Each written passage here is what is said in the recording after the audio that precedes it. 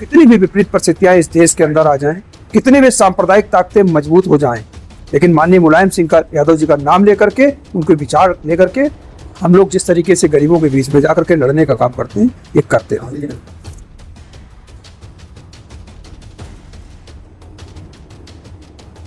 आपकी तरफ से नेताजी के लिए सच्ची श्रद्धांजलि क्या होगी?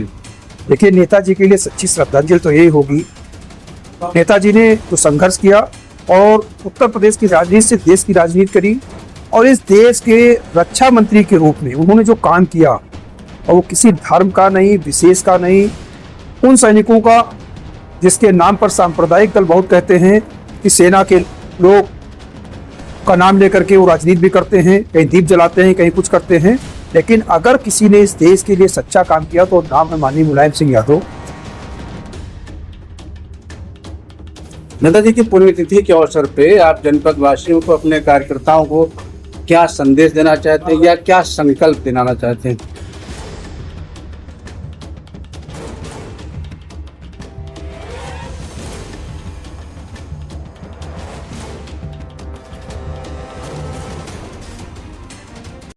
नमस्कार, मैं हूं अनिल सिंह और आप देख रहे हैं आज का भारत। तो आज समाजवादी पार्टी के नेताजी कहे जाने वाले माननीय मुलायम सिंह यादव की पुण्यतिथि है। उनकी पुण्यतिथि के अवसर पर हमारे साथ जिले के वरिष्ठ समाजवादी नेता और जिले के पूर्व जिलाध्यक्ष, जिन्हें क्रांतिकारी नेता के रूप में भी जाना जाता है, अनुराग पटेल जी हैं। उनसे हम बात करेंगे और जानने का प्रयास करेंगे कि नेताजी को लेकर के उनके क्या विचार हैं और नेताजी के जो भी उनके जीवन काल में उनसे संस्मरण से जुड़े हुए जो भी घटनाक्रम है उसके बारे में क्या कहना है।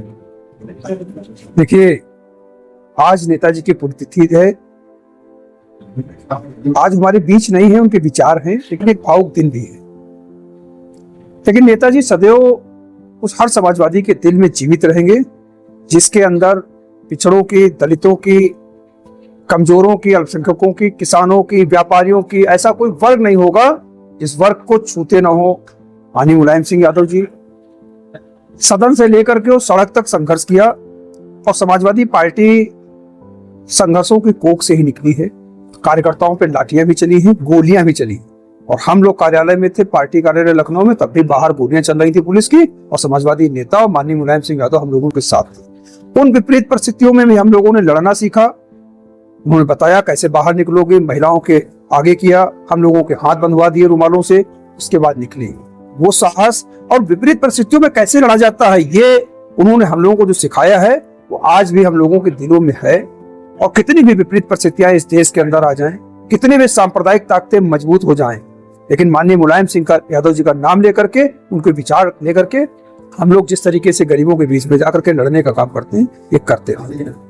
नेताजी को धरती पुत्र मुलायम सिंह कहा जाता है और कहा गया, ये क्यों कहा जाता है धरती पुत्र? इस देश के अंदर जो दौर था उस समय हम तो नहीं थे, हम लोग 1992 में जब समाजवादी पार्टी का गठन हुआ तब से उनके साथ काम किए, क्यों 17 साल उस समय उम्र मेरी थी 91 में।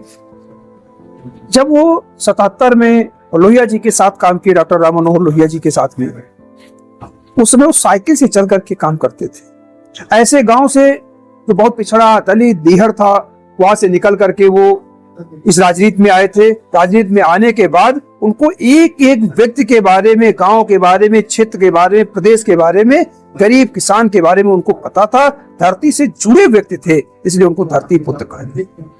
आपकी तरफ से नेताजी के लिए सच्ची श्रद्धांजलि क्या होगी? देखिए, नेताजी के लिए सच्ची श्रद्धांजलि तो यही होगी, नेताजी ने जो संघर्ष किया और उत्तर प्रदेश की राजनीति से देश की राजनीति करी, और इस देश के रक्षा मंत्री के रूप में उन्होंने जो काम किया, और वो किसी धर्म का नहीं, विशेष का नहीं, उन सैनिकों का जिसके नाम पर सांप्रदायिक दल बहुत कहते हैं कि सेना के लोग का नाम लेकर के वो राजनीति भी करते हैं, कहीं दीप जलाते हैं, कहीं कुछ करते हैं, लेकिन अगर किसी ने इस देश के लिए सच्चा काम किया तो नाम है माननीय मुलायम सिंह यादव।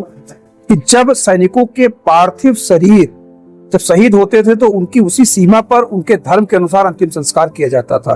ये मुलायम सिंह का जज्बा था। रक्षा मंत्री रहते हुए संकल्प लिया और लागू कराया कि उनके 100 को उनके गांव में ले जा करके और पूरे राजकीय सम्मान के साथ सरकारी खर्चे पर उनका अंतिम संस्कार किया जाएगा, जिससे देश के उस सैनिक का मान बढ़ाने का काम किया जो इस देश की सीमा पर खड़ा होकर के रक्षा करने का काम करते हैं। ये संकल्प हम लोगों के साथ है। पार्टी बड़ी है लेकिन देश से बड़ा कुछ नहीं है, इसलिए हमारे देश सर्वोपरि। नेताजी की पुण्यतिथि के अवसर पे आप जनपद वासियों को, अपने कार्यकर्ताओं को क्या संदेश देना चाहते हैं या क्या संकल्प दिलाना चाहते हैं? हम आज नेताजी की पुण्यतिथि पर संकल्प लेते हैं और कार्यकर्ताओं से कहेंगे कि वो संकल्प लेकर के आगे बढ़ें। जिस तरीके से सांप्रदायिक ताकतें इस देश में मजबूत हुई हैं, जब तक हम लोग 2027 में सत्ता में नहीं आएंगे, इस संकल्प को लेकर के मजबूती के साथ अनुशासित होकर के कि समाजवादी पार्टी के राष्ट्रीय अध्यक्ष जी ने जो सपना देखा है, माननीय मुलायम सिंह ने सपना देखा था कि जब सरकार मजबूत होगी और उत्तर प्रदेश की सत्ता में हम लोग मजबूत होंगे, तभी पिछड़ों, दलितों, अल्पसंख्यकों को हम लोग भला कर पाएंगे। ये संकल्प के साथ आगे बढ़ेंगे कि 27 में उत्तर प्रदेश में समाजवादियों की, गरीबों की, किसानों की, व्यापारियों की, अल्पसंख्यकों की सरकार बनाएंगे। धन्यवाद। ये अनुराग पटेल जी, पूर्व जिला अध्यक्ष समाजवादी पार्टी के, जिन्होंने संकल्प किया नेताजी के पुण्यतिथि के अवसर पे 2027 के चुनाव में हम पूरी बहुमत के साथ हमारे जिले की जितनी सीटें हैं, इस सारी 8 जीत दर्ज करा करके हम दिखाएंगे और ये हमारा संकल्प है, ये हमारा सपना है। आप देख रहे हैं आज का भारत और मैं